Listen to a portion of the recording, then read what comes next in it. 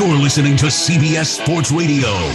We are all sports 24 hours a day, 7 days a week. Strong opinions and your phone calls. Expect it here. CBS Sports Radio. The Armchair Quarterbacks on YouTube Live. SEC, ACC, and Big Ten coverage like no other. Subscribe and like us today. Your first choice for sports talk live from the First Coast. Hey, Jacksonville, winter is the perfect time to start planning for your healthy, pest-free spring lawn with True Green, America's #1 lawn care company. True Green's science-based approach and local expertise will help give your lawn the year-round care it needs to be thick and weed-free. Go to truegreen.com/radio to save 50% on your first service. Just call 866-946-5956 or go to truegreen.com/radio today and get a lawn to be proud of.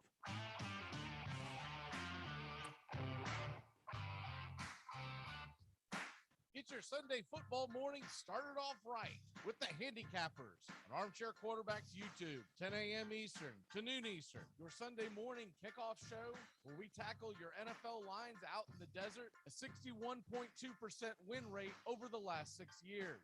Against the spread, over, under, money line, you name it. And we dive into the world of fantasy football year-long and your DFS payouts. Your only true Southern football kickoff show that talks the spreads in Vegas, your DFS and fantasy, in your year-long quest to win that fantasy football championship. Only on the Armchair Quarterbacks YouTube channel. It's the Handicappers.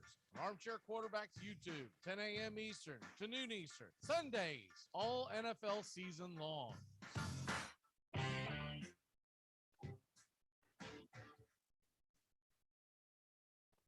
At Jewelers Mutual, we're a little obsessed with jewelry. Obsessed like auctioneers with talking fast. 50, we're gonna fit sold. Pop stars with auto-tune. And dentists with asking questions. So how did he propose? After they've put their hands in your mouth.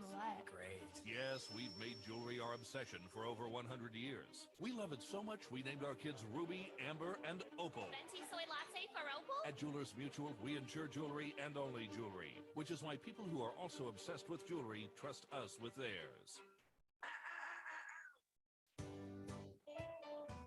Saturday mornings, 8:30 Eastern. Dixie Football Nation is back and better than ever. We've got Tony Agolini, Matt Carr, Tones Ariola, Bobby and Angelo, along with Mac McGee this fall. Dixie Football Nation heads to the gridiron, talking ACC, SEC, the Big Ten, and all the big games throughout the college football land. That's Dixie Football Nation, 8:30 Eastern, 7:30 Central, Saturday mornings on the Armchair Quarterback Show's YouTube channel, going live. Or catch the instant replay. Take the road less traveled in the newly redesigned Hyundai Santa Fe. With available H-Track all-wheel drive to help you get off the beaten path a little further together. And intuitive safety features that can help you see what's waiting around the bend. Plus, with generous room for 5 and comfortable available Napa leather seating, you can go for more drives as a family without driving each other crazy. Find new adventures together in the Hyundai Santa Fe. I'm Amy Lawrence, and I'm up late, always, after hours, hanging out with you on CBS Sports Radio. Check it out, 2 a.m. Eastern, 11 p.m. Pacific. Me out to the ball game. Get caught up with the big stories from around the world of sports in just a few minutes. It's Take Me Out to the Ball Game today, weekdays. Armchair Quarterbacks on YouTube. Baseball, football, basketball, whatever's trending in the world of sports, it's on Take Me Out to the Ball Game today in just a few minutes. It drops weekdays, 9:30 a.m. Eastern, as Wake Up Y'all is ending. Take Me Out to the Ball Game today on the Armchair Quarterbacks YouTube channel. Take me out to the ball game. The Armchair Quarterbacks on YouTube Live, covering the AFC South and NFC South along with the rest of the NFL. Subscribe and like us today. Your first choice for sports talk live from the First Coast.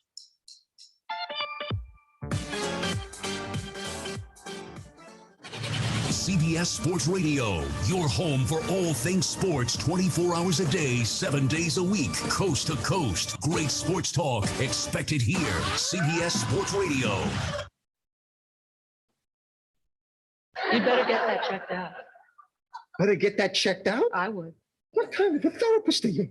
I'm telling you, I'm scared that something terrible is going to happen to me right away. You start looking for tumors? I'm trying to help you. I bet you're rooting for a tumor. I think you better go. No, I'm going, baby. I'm going. It's important to remember the value of taking time for ourselves to do the things that help us grow and explore, like learning something new.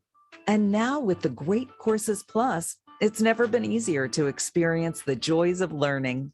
The Great Courses Plus offers thousands of streaming videos that cover hundreds of fascinating topics, from World War II to choosing the perfect wine. You can even take a course on the U.S. government or dealing with stress and anxiety. And because the Great Courses Plus partners with world-class professors and experts, you're always receiving thoroughly vetted, high-quality content from every lecture. Plus, you can watch or listen anytime, anywhere with the Great Courses Plus app. So take a little time for you. Sign up for the Great Courses Plus today for a free month of unlimited access. Visit thegreatcoursesplus.com/radio to get started. That's thegreatcoursesplus.com/radio.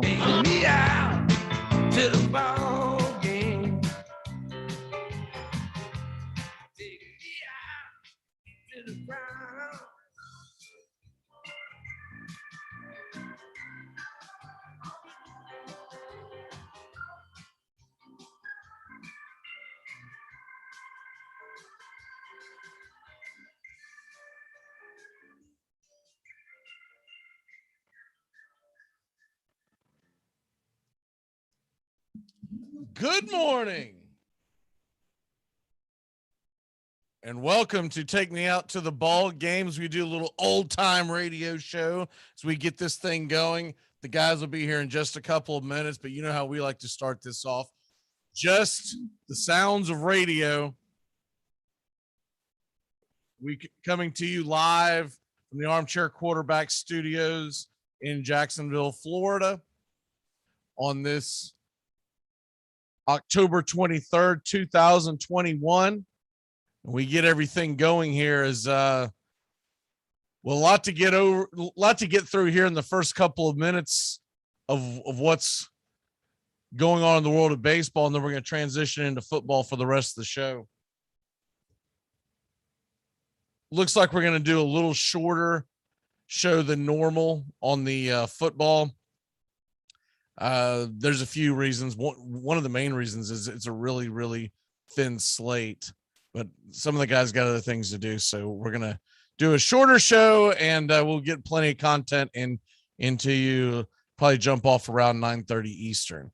So number one, the game last night, the only game worth watching, Astros versus Red Sox. Let's go ahead and clear the slate on that. So you got the American League World Series participant is now, the ticket is punched. It's the Houston Astros. They come back off the mat down 2-1 and win the last 3 games of the series. And the Red Sox, to be honest with you, if you look at it, I think if a Red Sox fan looks back at this playoffs, what they're going to remember is their bats did not show up the last 3 games of the series. They exploded offensively at the beginning of this series. They scored 4 in the first game, lost by 1 run, and then 9 in the second game, in game 2 in Houston. In game 3 in Boston, they scored 12. This offense looked like it was rolling, looked like it was heading towards an inevitable collision with whoever the National League contender would be. And then I don't know if the moment got too big for them, if they started pressing. But the next thing you know, they couldn't score. What did they get outscored between games 3 and 4? I think they said it at one point or I'm sorry, games 4 and 5. He said at one point it was 15 consecutive unanswered runs. Dropping both of those games and then heading back to Houston last night and got blanked. And the strangest part about the whole thing was the Kike Hernandez, they didn't give him an error, but it was an error. They've been really, really lenient is the best way to say that in the official scoring in the playoffs. And that's on both sides, National League and American League.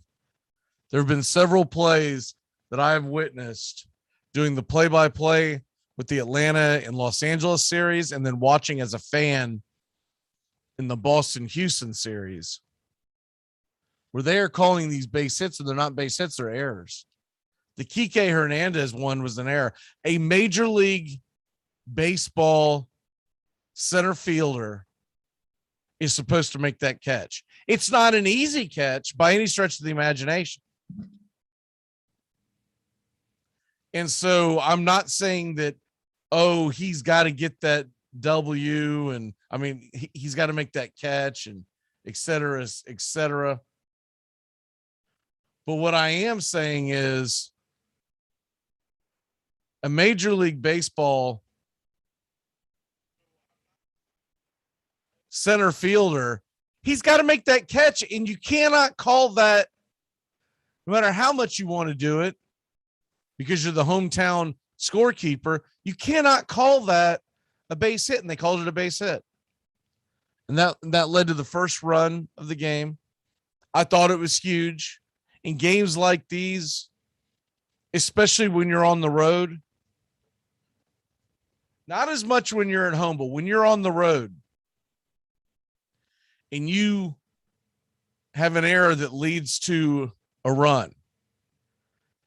A team that had been struggling offensively, and quite frankly, let's just call it what it is. Let's call a spade a spade. They were choking. You cannot give up a run like that and then expect it to not affect you the rest of the day. The rest of the game, excuse me. And then later on in the game, I know this was much later in the game, but later on in the game, first of all, the Boston Red Sox last night had 2 hits. 2 hits. With all that great hitting, 2 base hits. So you can call it what you want to call it, but let's be honest. They were choking. And then in the top of the 7th inning, runners on the corners, 1 away, and you get to strike them out, throw them out. Verdugo gets caught stealing at second. It was, I felt like that was the death nail. They were down 2-0 and they ran themselves out of the inning. On the pitch before there was a changeup, that would have been the pitch. That would have been the pitch that was called for a strike. It was a 3-1 count that you do a hit and run. Now that looked like that was probably more of a straight steal, but if Cora sent the runner, you sent him on the 3-1 pitch because you know it's a get you over pitch.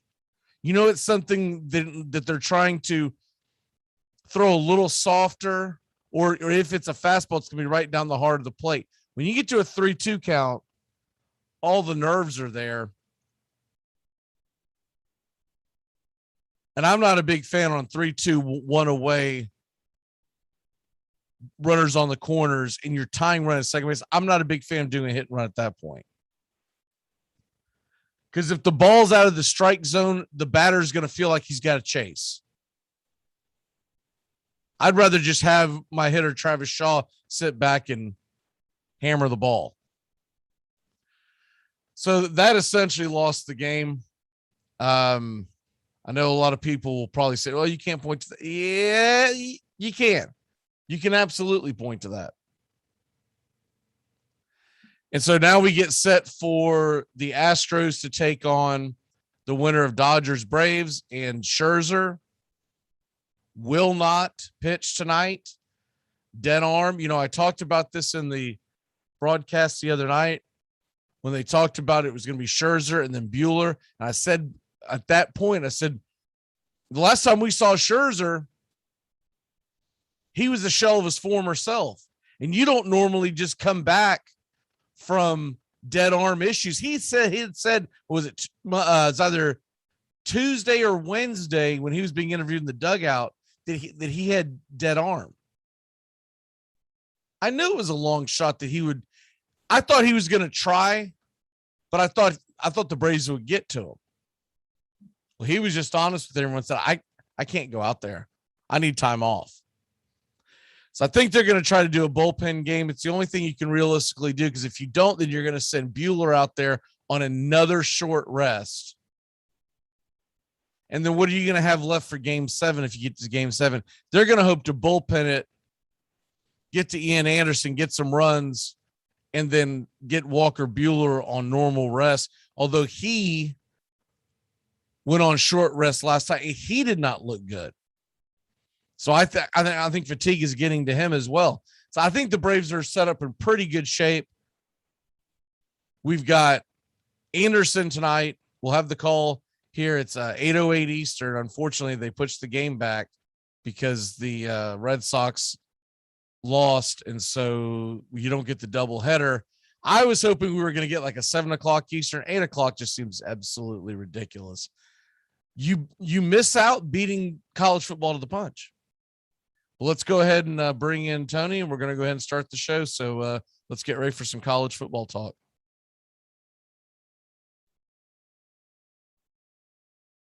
To the white man who said that he doesn't like Indian food. You rang? Listen, did you know that flamingos pee on their own legs to stay cool? Now you do. A lot of people work really, really hard for their dreams, but it's not meant for everybody. That's why you use auto-tune and I don't. So this has haunted me for 26 years, that my dad has had one of the greatest dad jokes, I think, in my opinion. And I constantly will just randomly think about it, and it bothers the ever-loving me. But growing up, we had a family pet, and she was a Doberman Pinscher. She passed away when I was 6 years old. And I never paid much attention to her name because it was normal to me. For 26 years, when I think about it, it was normal. But my dad had named her Diogi. So growing up, always said, yeah, my dog's name is Diogi. That's my favorite pet, you know, Diogi this, Diogi that. One day I asked my dad, hey, I'm trying to find pictures of Diogi. How do you spell it? And he sent back dog. I said, huh? What do you mean dog? How do you spell Diogi? You named our dog? You named, our pet was named Diogi, and for 26 years, bothers the living that my dad made such a stupid joke that will haunt me till I die. I can't process this. Armchair. When her hair is always a different color and she gets mad at you when she found out that you liked a picture of another girl on Instagram 3 years ago. That's a big red flag. Hyperbole is done. Now we can finally play the game. It is the third Saturday in October, and the show is on one more time in Knoxville, Tennessee. We are live in Tallahassee, the capital of the great state of Florida. There's no law against scalping tickets in this part of the country, and premium prices have been paid. That's Desmond Howard going in motion on 2nd down and 5 for Michigan, playing on real grass at Michigan Stadium. Throw it to the sideline. It is intercepted. Florida State was sitting and waiting for it, and Terrell Buckley has scored a touchdown. How do you do? All right, here we go. 56-yarder. Does not have the leg. And Chris Davis takes it in the back of the end zone.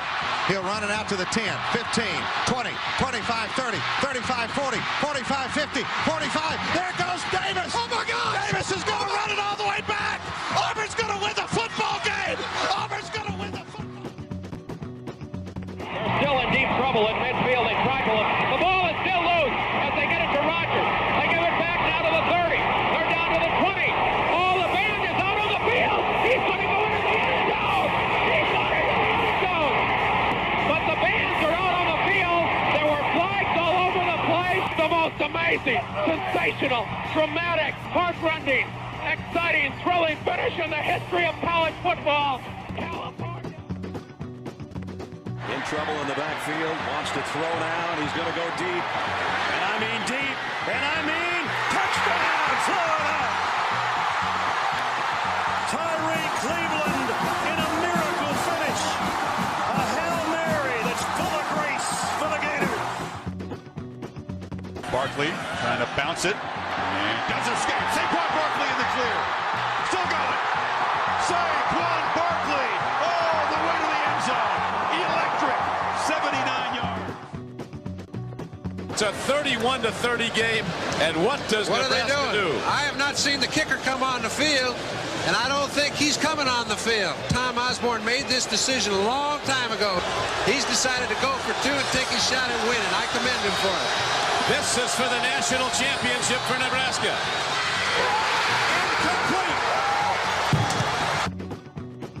And if in 48 seconds they become the winner, they certainly deserve to be national champions. Here come the Seminoles of Florida State, one of the great traditions in college football, and this becoming one of the nation's favorite rivalries.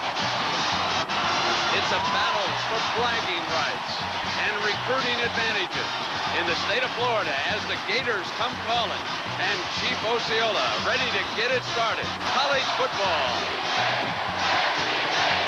A matchup from the state of Florida. It's the Gators against the Seminoles on an overcast day in Tallahassee. Moody flush, throws it down. Caught by Boston College. I don't believe it. Today, we've got number 1 Seminoles against number 2 Hurricanes. They meet in the capital city of Tallahassee.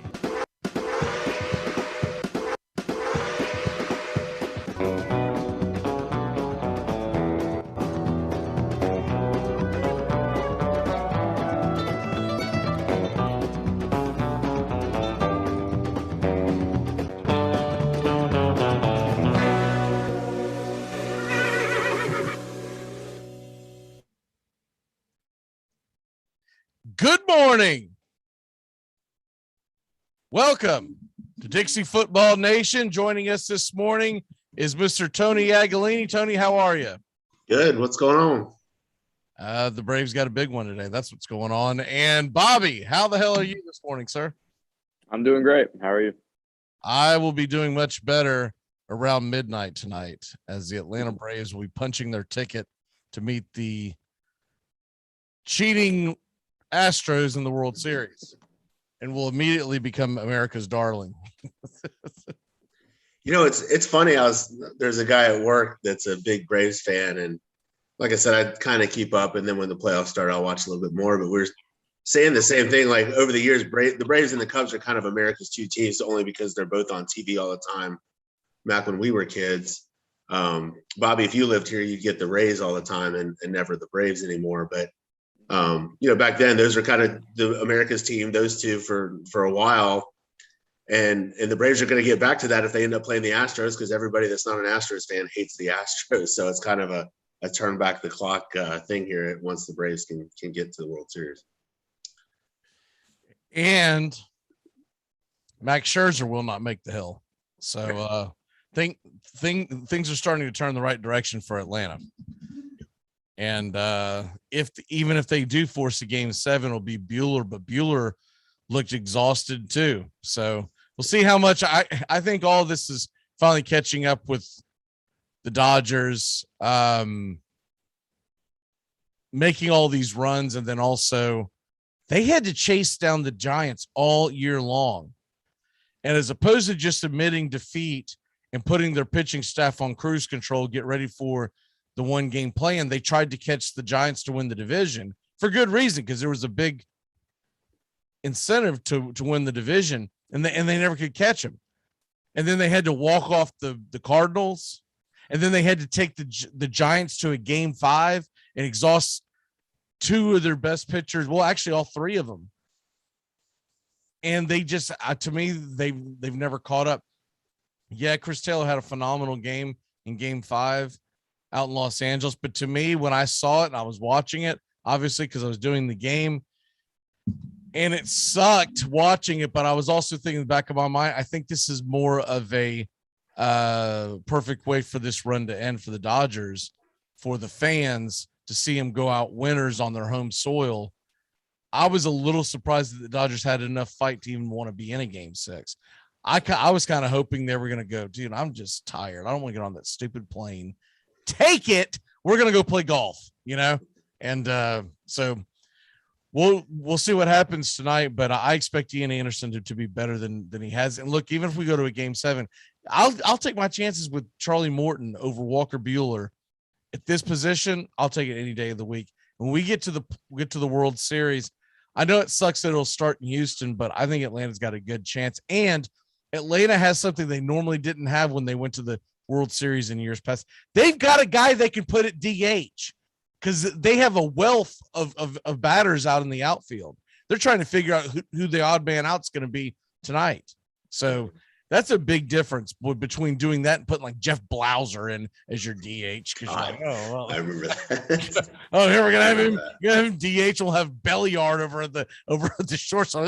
We're gonna get him. Come on, baby, let's go. Because there was an argument. I mean, you could leave in, almost all 3 or 4 of the Braves starting pitchers in the lineup because they were just as good of a hitter as whatever they were going to put in at DH back then. Because some of those guys could actually hit the ball a little bit. Right. Yeah. And so that's what I'm looking at, is that we're going to have a fighting chance this time. Yeah. And if we can, the reason why I want to see us go ahead and knock them out, we would get Charlie Morton in Game 1, and Game 2 would be Max Fried. So you still set yourself up well, even if you can get out of it tonight. I don't want to go to a Game 7 because I don't want to waste Charlie Morton. Yeah. There's one thing I saw the other day, and somebody was joking. There's one thing that'll bring fans of rival schools together and conferences and whatever throughout the Southeast, even if you hate Florida or hate FSU or hate Georgia, but we all like the Braves. So it brings us all together in the fall. Exactly.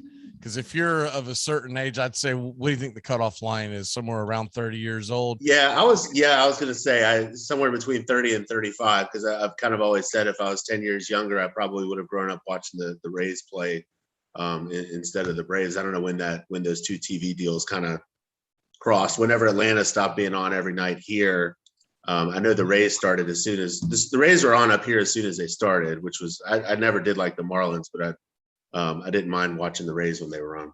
They stopped the National Braves broadcast very early 2000s. Okay, yeah, that makes sense. Right after I was in college, and they quit doing it every single day, every single game in the very early 2000s. For 2 more years, they did about 50 to 60 games on Peachtree TV. That's right, yeah. And the rest were on Atlanta on TBS. So you still got majority of it. But it was around 2004, I want to say, 2005, and that's when they got kicked in the grapes. And, yeah, that makes sense. And that's also when they decided to sign a terrible television deal that still has, I think, 1 or 2 more years left on it. When AOL owned them, so yeah, we'll take $1 million a year. That's great money. Yeah, I can't even get you a freaking pinch hitter nowadays. Okay.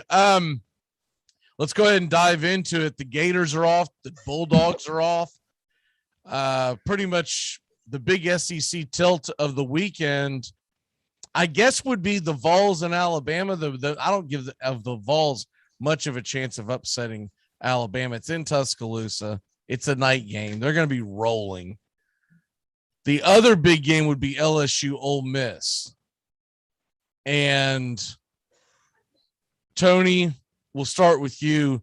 Which one do you give a better chance of being an actual upset? LSU Ole Miss is a better game. I do think Ole Miss will probably roll unless Matt Corral doesn't play as much or doesn't play at all. I know he's banged up from last week. I would imagine he's going to play. Just kind of depends on how effective he is. I don't know that they'll run him as much as they had to last week, but I think Ole Miss will be fine against LSU. I think LSU won it wasn't their Super Bowl because I don't, like I said yesterday, I don't think anyone out there actually thought that they were going to win. And then once we're up 6-0 and decided to run 3 running plays from midfield and then punt to them, they scored, and all of a sudden they had a heartbeat. From that point on, they went ahead and won the game. But I don't think that's going to carry over to this week. I think they've made their announcement.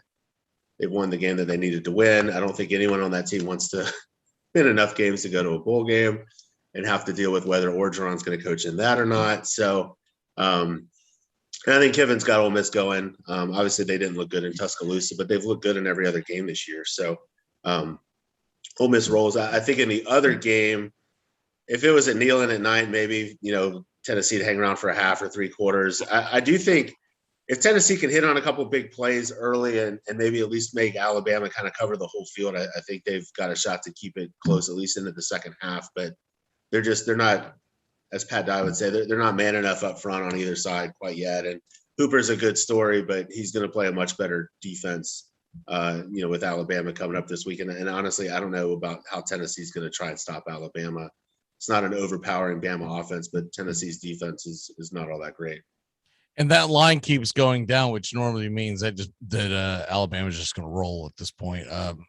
If it was going up, I'd give them a chance to cover, but it keeps going down, and that just tells me that too many idiots are going, oh yeah, Tennessee. No, come on. Bobby, what say you? And are you through trashing all these teams and saying that they have no chance of beating Florida? Yeah, I'm done with that. About every SEC team I'd say has a chance of beating Florida except for Vandy. But with these 2 games, I think LSU will have a better shot to pull off the upset. But truth be told, I don't think either game is going to be terribly close. I think they might try and go out because, they have announced that it's Orgeron's last year at LSU. I think the players might try and rally around him, give him a good little end of the season maybe. But I don't think they'll stand much chance against Ole Miss. I think Ole Miss will win pretty big. And regarding Ole Miss is very good, to be honest with y'all, and I think LSU has an excellent chance of upsetting them. That's just now look, it's in the Grove. I get that part, but Ole Miss has no defense. They literally have no defense. So LSU doesn't have to do phenomenal things to move the ball. They just have to basically not turn the ball over, and they're gonna have a chance at the end. And everyone forgets because it's kind of like. Well, honestly, it's like Tennessee, Alabama. Unless you live in the regions, you don't realize that this is a huge rivalry for one of the schools, right? Because the Alabama-Tennessee game, all your Tennessee fans are well, the 3rd week of October, we're going to get them, blah, blah, blah. And Alabama fans are going, what? No, this isn't a rivalry. This isn't the Iron Bowl. Shut up. We just have to play y'all every year. But it's funny how that one goes because when Peyton was there and Tennessee was beating Bama most years and Tennessee had a pretty good streak going, I'm with you. It was like you'd hear from Tennessee fans, man, we love this Alabama rivalry, let's go, rah, rah, rah. And then Bama's beat the snot out of them for the last 15 years or so. And now Tennessee's like, we need to do away with this crossover opponent. This is don't worry because it's coming because Alabama's coming to their division. So yeah, exactly. There's Alabama runs the conference. There's no way that Tennessee's coming off their schedule. And it is a cool rivalry. It's not one that I really knew about when I was a little kid, just because we didn't play Tennessee every year before 1990. And I didn't know about it till I moved to Middle Tennessee. And they would keep saying 3rd week of October. And I know this is technically the 4th, but they always try to do it about a week before Thanksgiving. Halloween. And so that's all they kept saying. I'm like, what are y'all talking about? Oh, you don't know about 3rd week in October at Alabama. I was like, dude, I'm going to be honest with you. I wasn't even sure what your mascot was till I moved up here. So, because it's not like it is nowadays where sports is just thrown at you, right? Right. I was a young kid and I moved up there and I had heard about Tennessee having a college football team, but that was about it. And I got up there and they were just, and remember something too, Alabama would go in and out about being really good. So there were years in the early 90s with Stalling where they're playing for the national championship and kicking the crap out of Miami. But then there were other years where they were hoping to be in a bowl game with, what was his name, Shula? Yeah. And then they hired the other idiot that got caught at the Teddy bar. God, what was his name? They went through some randoms. They had Franciona for a little bit. They had DeBose. They had Bobby. You probably don't remember that, but Alabama's coach, about 2 coaches before Saban, was fired before he ever got hired. Essentially, before he ever got going, he got fired because he got caught with. He was like running around with hookers and strippers. Right. And nowadays everyone would laugh to go, "What are you talking about, man?" They got urban bonus. Yeah, I've heard that story.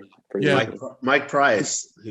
Yes, was coming from Washington State. Washington State.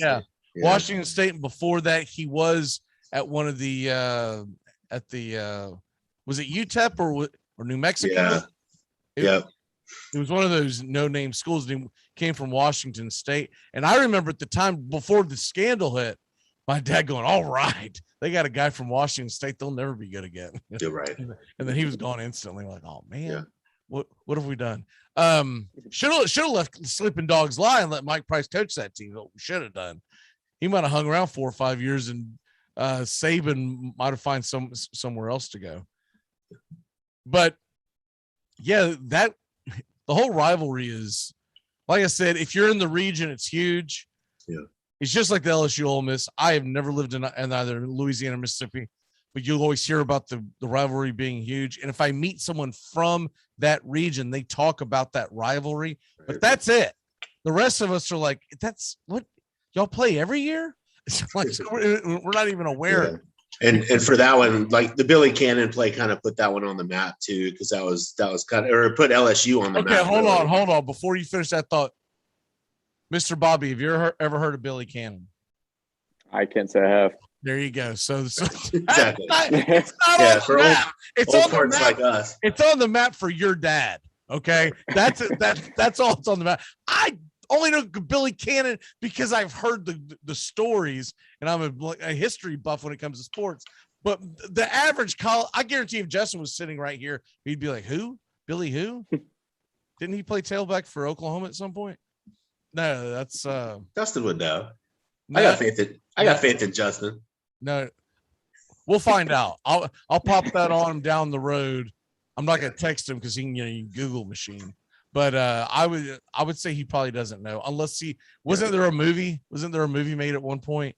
I think so. Probably the short story in LSU Ole Miss in '59, Billy Cannon ran a punt back or had a big run or something like that and scored a touchdown, and he ended up winning the Heisman. But it really it put LSU on the map nationally, and it kind of put the game on the map. Kind of a little bit. 1959 is my point, though. Yeah, you're exactly. Acting like this. You're acting like this is like last week. Yeah, exactly. You're acting like we're talking about a wide right. This is 1959, man. Right. This wasn't pre-ESPN. This was like pre. You didn't even have 4 national stations back then. You had 3. And if you see the highlight, it's in black and white and slow motion every time. There's not like a full speed edit. John Goodman was in a movie that took place during that time period. I don't remember. I don't even remember if the movie's any good or not. I know I watched it. It was like Everybody's All American or something like that. Where what's his name? The one that's not crazy. The brother played the hero in the movie. The one Quaid, Dennis Quaid. We all know that Randy Quaid's a little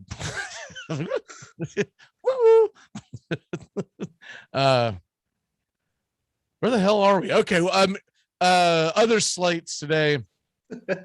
Real quick, this is what happens. You can tell it's a slow week. Yeah, this is what happens when you give Florida and Georgia the week off. And you have Florida State playing UMass. I mean, get your popcorn ready. Good Lord.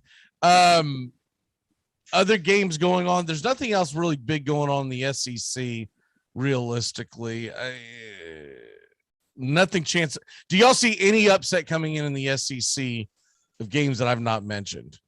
Because I don't. I mean, No. Andy's a 20-point underdog to Mississippi State. Their chance of pulling off the win went by the wayside last week. South Carolina's going to get murdered by A&M. A&M's getting some guys back, so they're going to be healthy. Yeah, Carolina's missing their quarterback too. Right, and Arkansas, a 48.5-point favorite against Arkansas Pine Bluff, which I thought was a high school team. Evidently, I am not correct on that. Only reason I knew about Pine Bluff, they played Duke here in the NCAA tournament like 10 years ago or so. There's a Pine Bluff in Florida high school that I remember was like really good back in my era. Because I remember we had to play something like Pensacola Pine Bluff or something like that. And I was like, who the hell are they? And and everyone was excited because we scored a touchdown in the playoff game. Not that we came close to winning, because we scored a touchdown. The beat was like 56-7. It was like, well, we scored a touchdown, Pine Bluff. There's a Pensacola Pine Forest. That might be it. Maybe that's what it is. Maybe I bluffed about the Pine Forest. Maybe that's what it was. All right. You guys prepared for Pine Bluff, but you got Pine Forest, and it just threw the whole game plan off. Because there were all these rumors about that's right, Pine Forest being on steroids and all this stuff. I don't even know if any of this stuff was true. It was the late 80s, early 90s, and everyone, you know, they're on roids. That had to be in the Emmett days out in Pensacola. Was he on that team? No, he played for Escambia, but he was okay. He would have been a senior in '86. So this was a little later. Yeah. This was a little later. By the time I was in high school, Emmett Smith was already crying on the sidelines. My last game. That's what all our legends do. They cry on the sidelines. Except yes, they do. As Florida State is going, suck it. In the ACC, there's some intriguing games. I wouldn't say they're big games, but you got Clemson. They're a 3.5-point underdog to Pittsburgh. What? And Syracuse, Virginia Tech. Who cares? But I like the NC State Miami game. NC State's a 3.5-point favorite at Miami. That might be one of the best games of the day. And then Wake Forest, they could go off the schneid today. They could lose their undefeated season at Army. Because you talk about a pain in the butt to get ready for someone. Army's offense, and they're methodical, and I don't think either one of them is going to stop each other very well. But I think that both of them will just go down the field and eat a lot of clock up. Georgia Tech plays Virginia as well. Any of these games jump out at you? I'll start with you, Bobby. Well, you mentioned the Clemson-Pittsburgh game and how Clemson were underdogs. I think Pittsburgh's going to win. I think they'll win pretty handily, actually. They're 5-1, obviously. They're playing at home today, and they've got a quarterback who's playing at a Heisman level with the numbers he's putting up. And they have the second most points per game in the country. I could see Pittsburgh just blowing them out of the water today. Tony, what say you? Well, looking through the schedule, I think the best part about this is that none of the games I really want to watch are on ACC Network, which is great because we don't get that here. So, what are you on, Comcast? Like a Pilgrim? Xfinity, I know. Good God. Stuck in 1894 with Xfinity. Cord. You'll save so much money, be so much happy. UMass FSU's not intriguing. FSU needs to stay on the train that they're on, and I think one of their former assistants coaches UMass, Wade Bell or Walt Bell or something like that. He was their coordinator a few years ago. Yeah, I think that's why the game's even on the schedule. It is. But yeah, Clemson Pitt. I would love to see it. What Bobby said, just because I think like that would really bring Clemson back to earth. And I know Clemson will be good again in a year or two. Ultimately, the giant missing piece for Clemson's quarterback. Like they've had so many great ones for the last 7-8 years, going back to Taj Boyd. Maybe it's even been longer than that. I don't know, but I think we all really like Pickett. It feels like he's been at Pitt for forever. I think he played with Hugh Green and Dorsett, two guys that Bobby has no idea who they are either. I would like to see Pitt put one on him. For whatever reason, I keep getting the feeling that maybe this is the week that Clemson does what they're supposed to do. I do think it'll be a very close game, though, like 24-21, something like that. Clemson's problem really hasn't been their defense. It's just their offense. The biggest problem Clemson's defense has is that the offense can't keep them off the field. So if they can put together some possessions, I'm with you on Wake Forest and Army. I think I would put Wake Forest on a little bit of an upset alert just because Army is able to keep the ball for so long and keep that potent Wake Forest offense and that RPO that they run off the field. So, look for something there. Being at Army is not a big home field advantage because Wake and Army kind of play in front of the same amount of fans. Yeah, I think it's more likely to kind of lull you to sleep. Right, exactly. That game is I think it's a high noon game. Is it? It is. Yeah. And CBS Sports Network. You know that's big time. That's right. And NC State, Miami being on at the same time as Bama and Tennessee. I'll have both of those on. Hopefully, Miami can drop another game and create some more upheaval. I don't know if you saw it yesterday. Miami's athletic director. You'll have the Braves on. Let's be honest. Okay? Well, yeah, that too. I mean that kind of goes without saying. I might have to head to your house. You got 19 TVs up. I only have two. I can only get 2 or 3 things going at one time. So, yeah, Diaz did not exactly get a vote of confidence yesterday from his athletic director, which was pretty funny. Usually the AD, even if he's lying through his teeth, will usually say, yeah, Diaz is our guy. We'll reevaluate at the end of the season, that kind of thing. He didn't even say that. He wouldn't even promise that Diaz would be the coach on Sunday. We'll see what happens. When is our next bye week? Yeah, exactly. That's where that is. There's a group of Florida fans that wants Diaz as our defensive coordinator since he coached with Mullen before, and I want zero part of that because Mullen fired him from Mississippi State anyway, but Diaz to me is just Randy Shannon. He's the same guy. I don't need him on our staff either. Yeah, that's a game that I'm a little surprised that NC State's only a 3.5 point favorite, to be honest with you. There's a few games like that. I get it that it's a night game in Miami, and that's got something to do with it. And NC State's a little banged up, but I'm just still surprised that the public perception is that Miami belongs in that game, right? Miami's been bad. They've been really bad this year. Welcoming on to the show is Mr. Tones. Tones, how are you this morning, sir? Good, gentlemen. Glad to be back with hopefully better audio sounding this Saturday. So I'm looking forward to, although a week's late, we got Braves baseball tonight with Mac McGee on the call. So he's looking forward to my friend announcing, and glad to be joining you gentlemen today. That's right. I don't even have to watch tonight. I could just listen to Mac. The only thing that I'm disappointed about is that they moved the game from 5 o'clock to 8 o'clock Eastern because the ALCS is gone. I get that they push it back, but I'm like, dude, why didn't you jump on like 7 o'clock Eastern to get in front of all these college football kickoffs? Right. I think it's a poor move by TBS to not want to get out in front of it, because I get that they're not huge games, but we just mentioned some games that are kicking off at 7:30 Eastern. You could get fan bases that don't really care about that game to start watching the NLCS, and then if it's intriguing, they'll stick with it for people who don't have nine TVs. Look, you can only do so much to have to move Big Bang Theory and Crazy Rich Asians so many times. So I get where TBS is coming. Yeah. And there's that cliffhanger from Young Sheldon that will yes. You can't show part 1 without showing part 2. So we're gonna have first pitch at 8 o'clock tonight.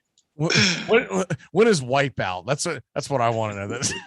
How is that junk still on TV? I know. We were talking about the Braves contract with TBS back in the day, and I just remember when they phased it out, all of a sudden TBS had Seinfeld 24 hours a day, and I'm thinking they bumped the Braves for Seinfeld, and then somebody wrote an article that the Seinfeld reruns were getting better ratings than the Braves were, at least those years. So I'm like, well, hell, that's why I don't work in TV, I guess. What did that go to? The early 2000s, I believe, the Braves on the national broadcast. Yeah, we left like we were talking about the story. It was around the 03-04 era is when it happened, which the Braves fell off the map around 05 to around 2010. So Seinfeld reruns would get better viewership at that point. But I still think they screwed up long term because they had a brand and they could have leaned into that. They could have had a TBS2 or whatever, but they should have kept the Braves on a national scale. You know, at one point, Turner Sports in the early 80s, they wanted to do the same thing with Florida State.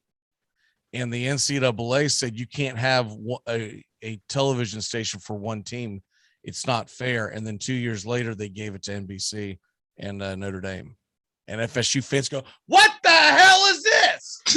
And by that time, we had already started the proceedings of joining the ACC. I'm still ticked off about that. Every time I see NBC and Notre Dame, I'm like, it's total horse crap. Ted Turner wanted to make Florida State his like mini version of of what Notre Dame football would have been, and it would have been interesting because I don't know if Florida State would have ever joined a conference if that would have been going on. But So it is what it is. I'll blame you every time I have to watch Notre Dame now. Yeah. I remember as a kid, before the NBC deal, ESPN had Notre Dame, but I don't think they showed, or like Notre Dame's other games, not the big games that were picked up by national, but ESPN had their other games, and I don't think they either they didn't show them live or they showed them like Sunday morning. ESPN was like the Notre Dame game from the day before. Yeah. God, remember back in the day on what was that? Florida Breakfast with the Gators. Yeah. Sun Sports, Sunshine Network. Yeah. I think they call it Sun Sports now or whatever the heck they call it. Yeah, it's that Bally bought all those regional. Right. But yeah, it used to back in the day, you get breakfast with the Gators and the Florida State game would play the night before. I think they just called that, getting crap faced with the Seminoles. I don't know, because it was like 11:30 at night on a Saturday. And if we didn't get the game live, you would watch the replay. It's like Seminoles prime time. They call it something like that. Yeah. That's what that was the following night. They would play it. They would play the replay at like 11:30 midnight. And then the following day on Sunday, the Gators were breakfast with the Gators, and then Florida State was like 8:00 Eastern. Yeah, that's right. And so that I still remember that game where Florida State was going to play. I think it was Miami, and this was years ago, early 80s. And my dad and mom just got divorced. My dad had a roommate, and he had both graduated from Florida State, and he was laying on the couch half awake. We were getting ready to watch the Florida State game. We were staying away from the score, watching. I don't know what the hell we were watching. Something on ESPN back in the day. And you just hear him get up, go, "Son of a," and just cursing. And we're like, "What?" He goes, "I just heard the damn score on the PA announcer." You did not hear the score on the PA announcer. It was some random game we were watching. He goes, "I heard it he goes, wake me at halftime because I know the halftime score." And they're like, "No, you didn't." So he wrote it on a cocktail napkin, slammed it on the table. He goes, "Just wake me at halftime." And so a few hours later, we wake him at halftime. Sure enough, man, he had the score. He woke up, whatever it was, 1:00 in the morning, grabbed himself a beer and started watching the game. And I was like, how in the world did you hear a PA announcer, in the Mississippi, Arkansas game, whatever we were watching, faintly in the background? Tony, I know that you got to get running. I guess let's go ahead and do the stupid underdog picks. Yeah. I've got a little time. And then we can jump off. So where are we at in the standings now? Tones is just barely below Bobby at 11. Bobby's at 11.5. Angela, I'm not sure if he's making it or not because he had some scheduling quirks going on. So he is 15.5, and then Tony at 16 and me at 33. So let's start with Tones. Where are you going with your stupid underdog pick this morning? Man, I got some ground to make up. I'm falling behind quick here. It wasn't in the plans when we started this, but going back and forth now. Do I take my big underdog or do I take a moderate? You know what? I'm going to stick with the plan. I'm going moderate here. I'm going Colorado plus 8.5 at Cal. Cal has not. They've lost a lot of close games in the pack this year, but their record doesn't show. In Colorado, they're playing better football. They got a couple wins rolled, so I think they're going to go into Cal, and I think they could win straight up. But that 8.5 is what I have. I love that. That one is so strange. Cal is like 1-5 or something on the year, and they're a 8.5 point favor. I'm like, what? I know. I'm hoping I don't know something going on in that game that I don't know about. Huge injury that I've missed out on, but even still. Right. That's what I'm confident. 8.5 at Kel. Kel's been terrible all year. I mean, they got lucky last Friday by covering against a bad team in Washington. At least you finally picked a team where I don't have to go search what conference they're in to find their freaking score the next week. Hey, don't worry. I had New Mexico State circled. Like 4 y'all last week. I was like, my God, I don't know. I used to have these memorized before there was 38 conferences, and I'm like, I don't remember what conference these knuckleheads are in. I'm like looking all over the place, like God. All right, so Bobby, where are you going? I'm gonna flip. I'm gonna have you searching a little bit for these two teams. I got Texas State versus Georgia State. And I didn't. There wasn't a lot of games on the slate this week that I was a fan of. Aren't those Division II teams? No, they're D1 teams. They're FBS. They're FBS. How dare you say that about Texas State and Georgia State? They're FBS teams, Texas State and Georgia State. Yeah, man. Yeah. I knew Georgia State was. I wasn't familiar that Texas State was a. What conference is Texas State in? The same one as Georgia State. Yeah. Which is what? I think. The Sun Belt? I have about the Fun Belt. Are they Sun Belt? I don't know. I have about as much chance of knowing that as Justin will about Billy Cannon. Yeah, they're in the Sun Belt. Okay. Both of them are? Correct. Good job, Tony. How'd you pull that the one? new Sun Belt with Southern Miss. It's going to be amazing. My Sun Belt had the JU Dolphins in it. Yeah. So that's what I remember from the USF, Old Dominion. So UAB. What time is this game? Let me pull it up. I didn't have the time written down. Why not? Aren't you locked into this thing? Well, I don't even know if I'll be able to watch it. Truthfully, I'll have to. Yeah, I'm not even sure. I expect a full. It's a noon game, or it's a 1 p.m. game. Sorry, 1 p.m. Central, so 2 p.m. Eastern. You know it's a big time when it's 2 p.m. Eastern. That's right in the middle of nothing. All right, that's like this far. It's on the plus. It's this far from being on C-SPAN 3. So you're taking Texas State. Taking Texas State as 10.5-point underdogs. They have a higher points per game and they have less points per game allowed in each game they played this year. And I think, a 10.5-point spread is comfortable because if they lose by 10, I still get 2 points. So I'll take Texas State today. All right. Tony, what say you? Well, Bobby kind of screwed me because I had Texas State and Georgia State written down. Of course you did. I have. No one ever picks games that people care about, but anyways, go ahead. This is it's not a good week for this. No, it's not. It's a terrible week, to be honest with you. It was a rough slate. I'm going to take the Fighting Zits of Akron to upset Buffalo.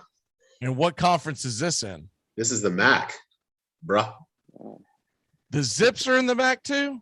Yeah, they got to be. Are they really? I think they're in the ACC. AC. They're getting realigned too. AAC is getting all out of whack. So you're going to take Akron. Akron might be in the Sun Belt before this thing's over with also, but for now they're still in the MAC. Akron plus 12. All right, that's exciting stuff. All right, yes, big time. All right, none of the other games have huge lines. There's nothing that's really risky today. I thought about Iowa State, but you know me, man. I gotta really roll the dice. All right, I'm gonna take a home. I have a few of them circled, but I'm gonna go ahead and hedge my bets on a home game. Plus, it gives me something to root for tonight while I've got it on a secondary device. I would take Tennessee, but I just feel like that game in Alabama is kind of like, what are we talking about? I'm gonna hope for a huge upset and take the Indiana Hoosiers. They are a 21-point underdog, and I will take the Hoosiers plus 21 to be able to hopefully at least cover the spread, which they probably won't, but I'm playing with house money right now. So you're running up the score at this point. Max got his Bill Belichick game face on going, what's a big spread I can get up by 50? Well, if I can get that W, I could really sit on cruise control, and then I can start picking the Texas State and Buffaloes of the world. I'll start doing a deep dive on FBS independence. Let's see what North Texas and Liberty are up to this weekend. So, anyways, there you go. That Tony, what is your lock for the day before you walk off out of here? Lock for the day. I will take.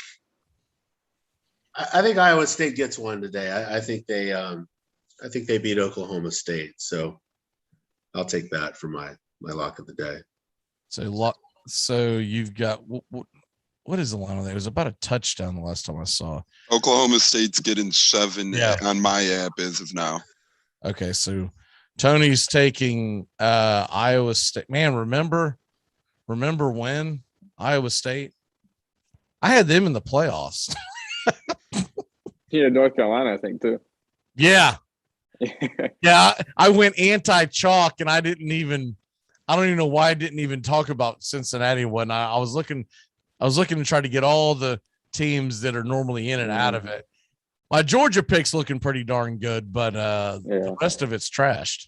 You know what's funny? I was thinking this during the week because this is stuff I think about. I picked OU to win the title mostly because in my heart of hearts I can't pick Georgia. But doesn't it feel like OU is like 5-2, but they're undefeated? They've really squeaked by a lot of games. It's the weirdest thing. Like if I don't know. I was just thinking this week, like they don't seem like a top 3 team. I can tell you. Yeah, you almost forget they're undefeated. You think they're like 5-2. Cakewalk. Yep. Yeah. Kansas sucks. They're playing them today. Right. And then Texas Tech at home at Baylor. That could be interesting. But when you tell me Baylor's number 20 in the country, I'm assuming we're talking about basketball. And then Iowa State at home at Oklahoma State. Bedlam will be of interest. I think Oklahoma State has a chance at that game. I think their defense is pretty superb. Yeah. Well, we'll find. Well, I have a hard time believing that of any team in the Big 12, but we'll see. I would like to see an undefeated clash now of OK and OK State because it would just be fun to do something different. Because I swear they're going to find a way back in. The stupid Alabama Crimson Tide is going to sneak their way back in the playoffs. We have to watch that junk again. Thankfully, Clemson's out, but Ohio State, someone's got to beat them. When does Penn State and Ohio State play? In 2 weeks, I believe they match up. All right, I got to get my Penn State hat on for that one. I wish Indiana was better. That'd be a better game today.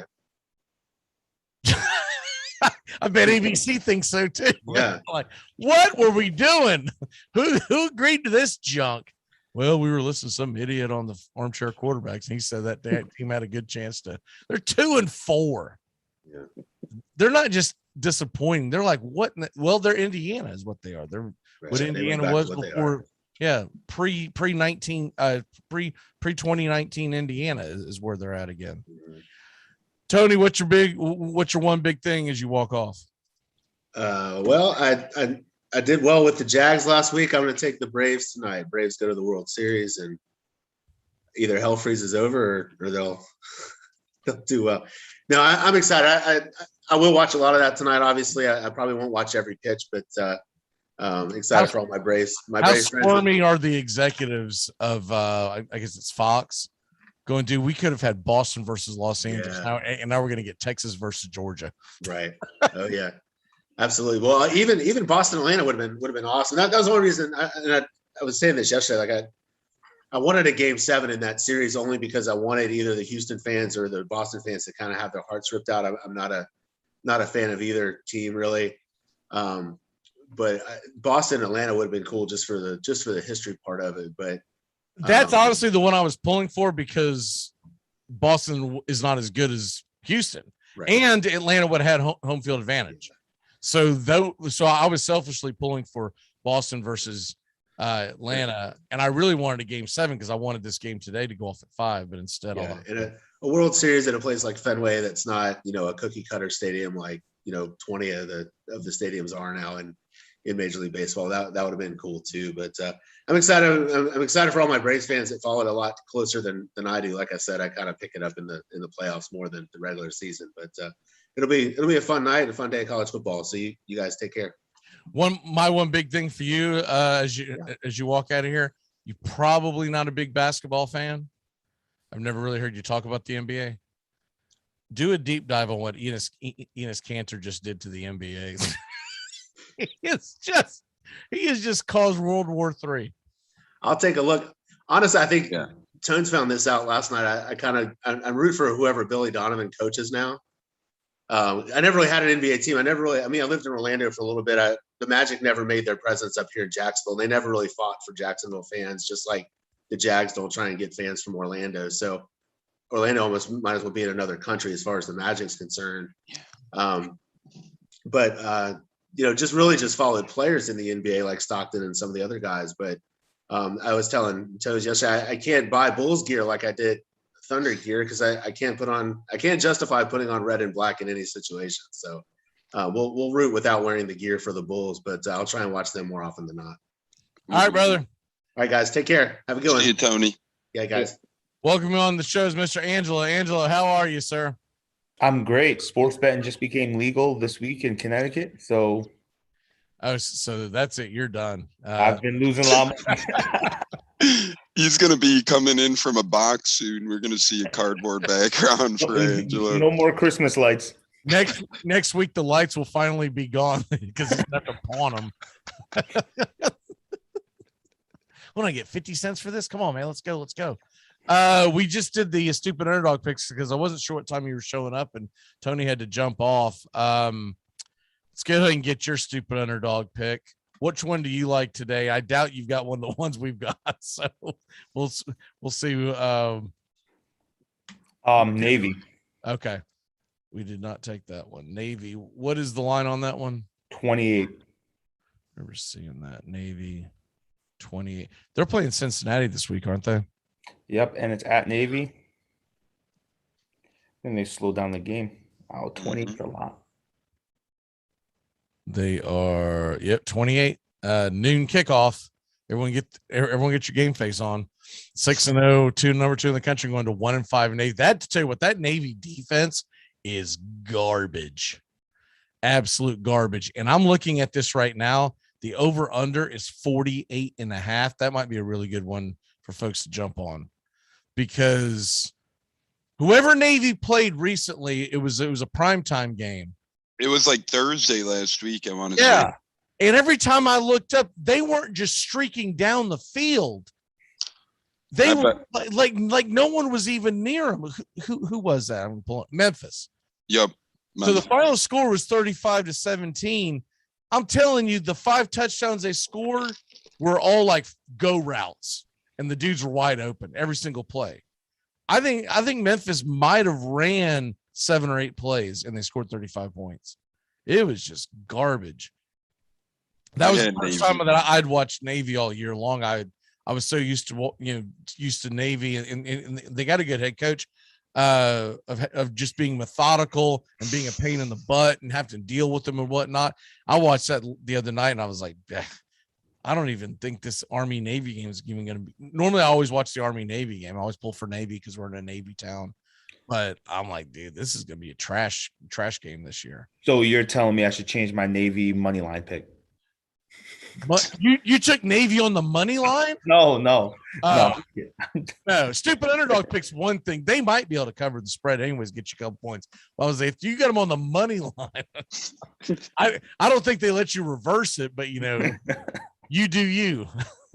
Just tell me you didn't put like this week's rent on it. I should have put $2,000 on Navy. What? You're gonna see me from a Holiday Inn next week. And not staying at it, working at it. in the closet. You're gonna have like a maid's outfit. You're dusting. Wait, it's Halloween next week too. Anyways, correct. You just gave me an idea.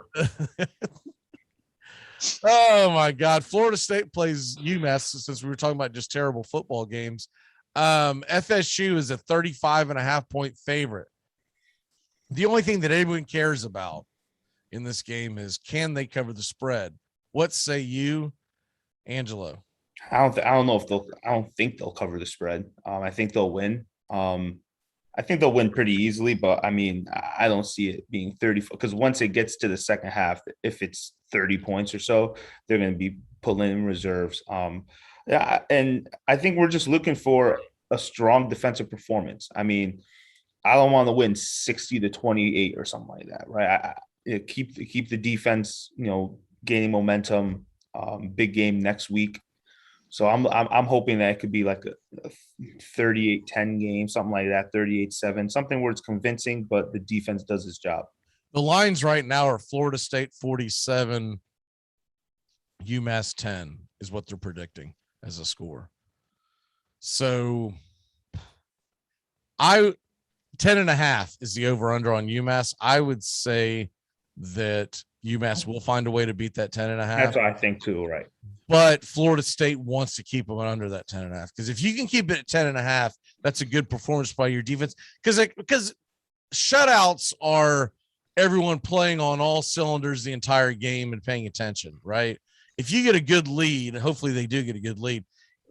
It's hard to pitch a shutout in today's football because I would assume UMass throws the ball forward every once in a while. And if a guy's out there, looking up in the stands and checking out the checks or something, and, he a blown assignment would be, because you're up 52-7, then it is what it is. But I want to see some turnovers too on the defensive side. One of the only interceptions I can remember was that end of the play Hail Mary. I'd like to see something with the passing game too, because we know that they can run against UMass, but they need to get the passing game going. They're going to have any chance of upsetting Clemson next week. Right. Because I don't think they're going to be able to bully Clemson. Clemson's offense sucks. We know that, but Florida State's defense isn't exactly, the steel curtain. So they're going to have to make sure that they're moving the ball through the air, because when they get through, because especially you're coming off a bye week and you're playing a terrible team like UMass, you ought to be able to name your score is what you ought to be able to do. Tones, Penn State 24-point favorite against Illinois. I do like Penn State, and do you? I also do like Florida State to cover. Not going to get too much into detail with that, but I did say last week or 2 weeks ago, this is a type of time Florida State starts playing better. So I see them rolling against UMass today. I see them blowing them out. I see Penn State minus 35.5. Yep, I see them covering. I just I hope you're right, but UMass is just terrible. I mean, they are. Florida State hasn't been great, but the way UMass plays is just unorthodox football on Saturdays. So I'm going with Florida State. I'm going with Penn State to cover 24 points. U of I is really bad too. They're weighing down the Big Ten. Illinois teams are kind of the anchor in the water. I'll tell you the number that I like the most in the Penn State game. Their team total is only 34.5. Mm-hmm. And I could see Penn State clearing that.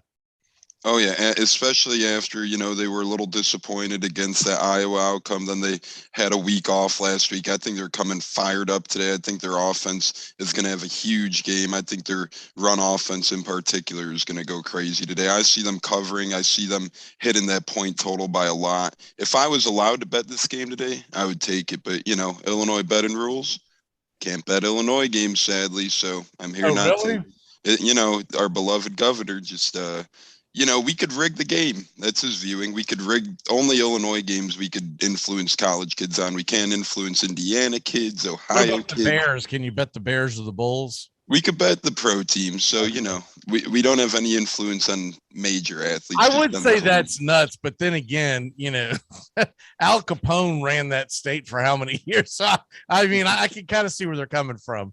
Yeah. Yep.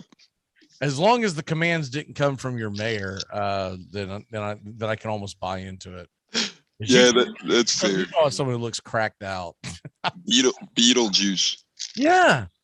Who looked at that and said, "I got to vote for that"? Not me. That looks like a leader.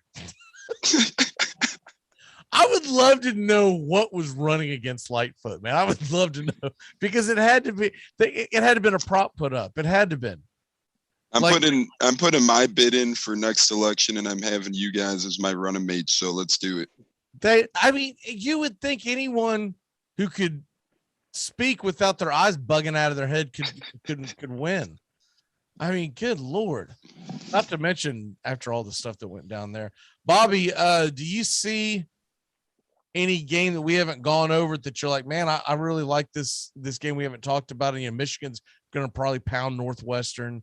Is there any game that jumps out at you, maybe from the SEC or?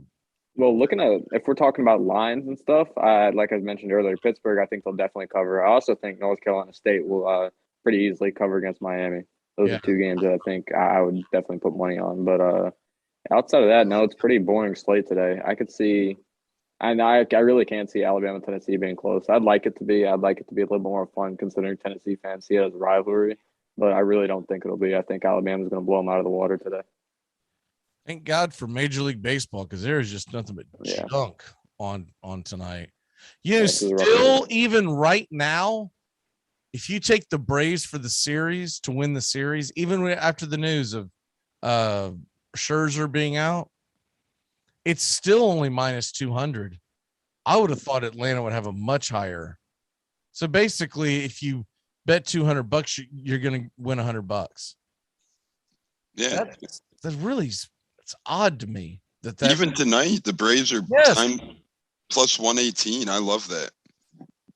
Oh, I don't even have the Braves are plus 118. Yeah, I'm taking that right now. Yeah, I might take it. That's insane. They don't even know who their starting pitcher is going to be. Mm-hmm. Do they have one listed? Not on here. They don't on here. They only got the Braves behalf on here. You can't even bet any pitching prop bets for the Dodgers right now. Okay. That's insane because it's most likely going to be another bullpen game. Yeah. And for the A today. I'm sorry, but there's a reason why you don't just have bullpen guys, because eventually someone's going out there and lay an egg. That's crazy. Plus 118. All right. I guess we just continue to get absolutely no respect. I can only imagine what the series price will be in the World Series if Atlanta gets against Houston. Probably like plus 700 or something. They're like, oh, we got no chance.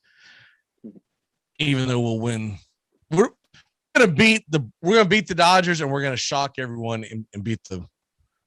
If we can beat the Dodgers tonight, our starting pitching sets up for the Astros.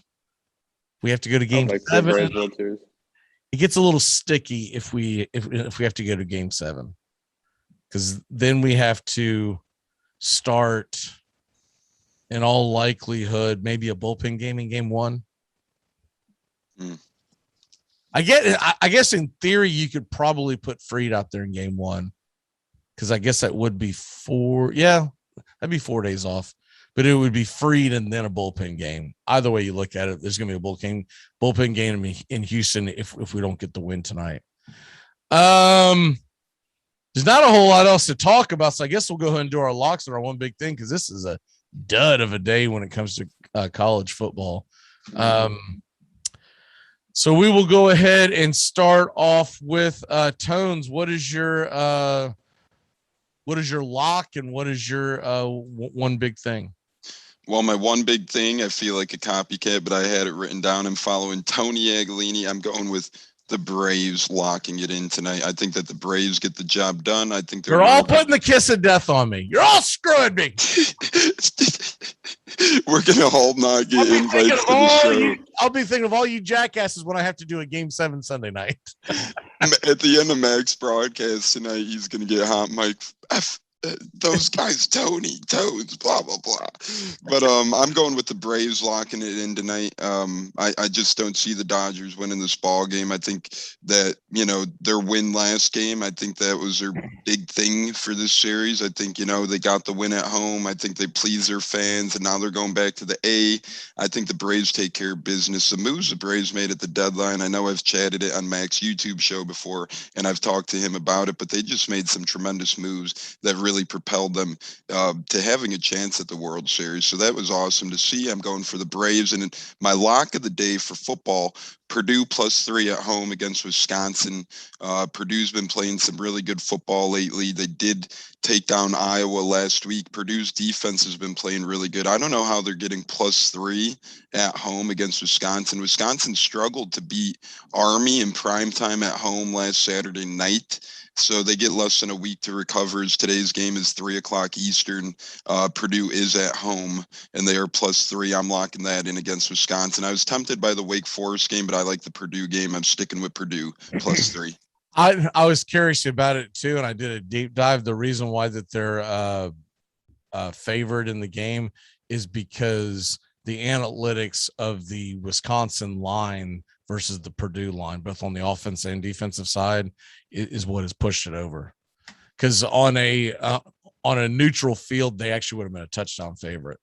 Wow, the analytics make some spreads interesting, but I just see Purdue +3, and to me that jumps out at me. That I also wonder too if it's got something to do if they add into the fact that when you get a big win against Iowa, if they're expecting a letdown. I've never heard that is the case when they put the lines out there in Vegas, but from an emotional standpoint, from the betting standpoint, I can see that, but I can't imagine that goes into the analytics of betting. Yeah, I can't imagine that either, but maybe Vegas knows something we don't, and maybe Wisconsin routes Purdue today, but it seems like they're trying to fish hook you into taking Purdue, but I'm rolling with them as my lock. Hopefully they replicate last week's success, and I could have 3 locks in a row. Yeah, you're 3-2 on the year. Bobby, 2-3 on the year. What is your lock for the day? I've mentioned it twice already on the show today. I'm confident in it. Pittsburgh is going to cover the spread. 3.5-point favorites against Clemson today. They have the second highest scoring offense in the country, points per game wise. And Kenny Pickett, he's been incredible this year. I think Clemson's going to put up a ton of points, or Pittsburgh's going to put up a ton of points today. And I don't think DJ and the Clemson offense is going to be able to do enough to keep up with them. I think Pittsburgh wins big. Angelo, which one do you like today? I like Army over Wake Forest. I think Army's going to slow down the game a lot. Very strong rushing attack, strong defense. It's cold up here today, so I'm thinking with all the elements going for them, Army's going to pull it off. All right. I guess we'll circle back to the one big things because I screwed that one up. I'm going to go ahead and let me see what the line is now. By the way, the Tennessee-Alabama line just went up by a half point. And so did the Indiana one. So I'm getting 21.5 on that. I'll go ahead and stick with what I originally planned to do, which is NC State -3.5. I like the Pittsburgh one a lot too. The only thing that makes me nervous about NC State is that it's on the road and it's a night game. But NC State's look pretty darn good. And I'm not looking forward to that showdown at all. But I think NC State's going to be able to put up points. And Miami's just waiting for – I mean, there's got to be a point where the locker room's like, have they not fired you yet? Why do you keep coming in here? And so I think they are ready to lay an egg.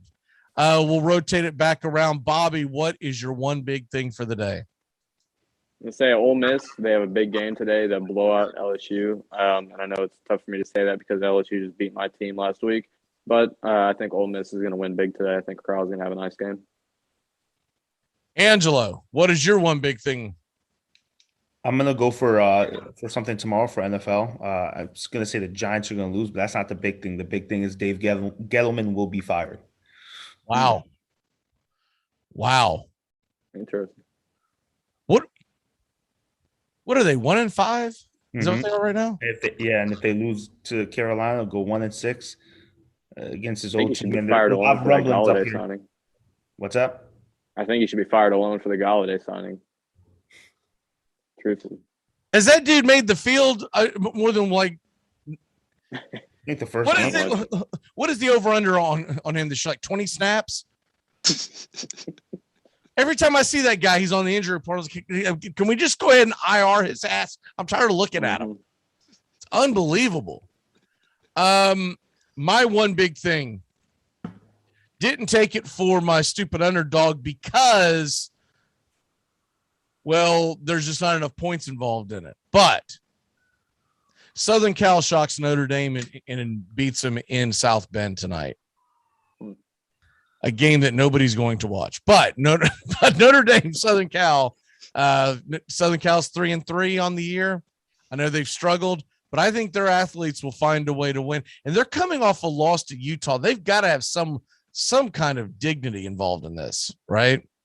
And I just don't think Notre Dame's very good this year. I mean, for Christ's sake, they almost lost to Florida State. Sorry, FSU, but that's just the way it is. I guess that's about it. Next week, much bigger week. We'll do a full show. We're going to have – is Penn State playing someone big next week as well? They play Ohio State next week. When I said 2 weeks, I meant 1 and 2 games, I guess. That's what I thought. I thought it was. So you got Penn State, Ohio State. You got Florida State, Clemson, and Georgia, Florida. And I'm sure all of our teams are going to have big matchups. What's that? All of our teams are going to have big matchups, I guess. Yeah, and I want to say that there's a couple of huge one in the Big Ten, Michigan State. They're undefeated, and Pittsburgh is going to kick the crap out of Miami. So there's that. Ole Miss Auburn, that's a pretty good one too. Yeah. We should have just done this show talking about next week. That's what we should have done.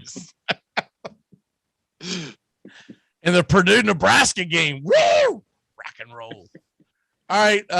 Great job, everyone. We will see you next week. And thanks for tuning in. And good luck to all of your teams. Thank you. See you, fellas. See you.